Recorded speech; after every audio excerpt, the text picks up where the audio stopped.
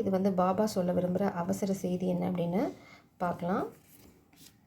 Okay, emperor நீங்கள் பவரில் stand பண்ண போகிறீங்க. இல்லைனா வந்து உங்களோட ஈகோ பற்றி கொஞ்சம் செக்கில் வைங்க. ஓகே, ஒர்க் பிளேஸில் நீங்கள் ஒரு பொசிஷனுக்கு ரீச் பண்ணுவீங்க. இல்லைனா you are going to feel, இல்லைனா ஓ மை காட் பெட்ரேயல். ஸோ உங்கள் பவரை நீங்கள் ரீகெயின் பண்ணக்கூடாது ஒர்க் பிளேஸில் அப்படின்னு சொல்லி உங்களுக்கு ஒரு பெட்ரேயல் காத்துட்ருக்கு. What is is betrayal? யாரோ ஒருத்தருங்க ஒர்க் பிளேஸில் உங்களுக்கு துரோகம் பண்ண போகிறாங்க. It's all about hard work. நீங்கள் போட்ட ஹார்ட் ஒர்க்குக்கு உங்களுக்கு பலன் வராமல் போகும் ஒர்க் பிளேஸில். இதுதான் உங்களுக்கு பிரபஞ்சம் பாபா மூலம் சொல்ல வர அவசர செய்தி. பட் உங்களுக்கான ஒரு டிவைன் ஆப்பர்ச்சுனிட்டி இருக்குது. நீங்கள் இந்த லாஸ்க்காக கவலைப்பட தேவையில்லை. It's all about a party and a celebration. Maybe you are going to celebrate this new opportunity. இல்லைனா வந்து இது வந்து குரூப் ஆஃப் பீப்புள் மேபி இந்த பெட்ரேயல் நடக்கிறதுக்கு ஒரு பார்ட்டி காரணமாக இருக்க போது. இல்லைனா அவங்க என்ன பண்ண போகிறாங்கன்னா, இந்த நியூ ஆஃபர் அப்படின்னு சொல்லி உங்களுக்கு ஒரு ஃபேக் ஆஃபர் கொடுக்க போகிறாங்க. இது வந்து ஒரு குரூப் ஆஃப் பீப்புள் ஒரு பார்ட்டியில் பண்ண பிளான் பண்ணிகிட்ருக்காங்க.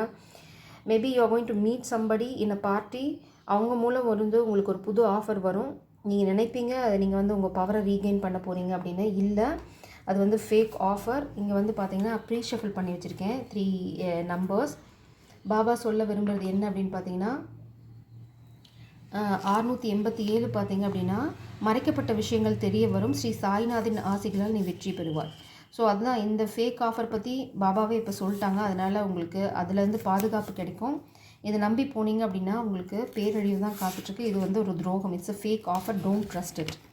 அதனால தான் இது அவசர செய்தியாக வருது.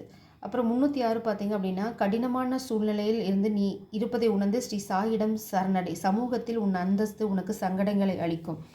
ஏன்னா நீங்கள் வந்து ஒரு பவரை ரீகெயின் பண்ணணும்னு நினைப்பீங்க. Maybe you are losing job, you are losing position.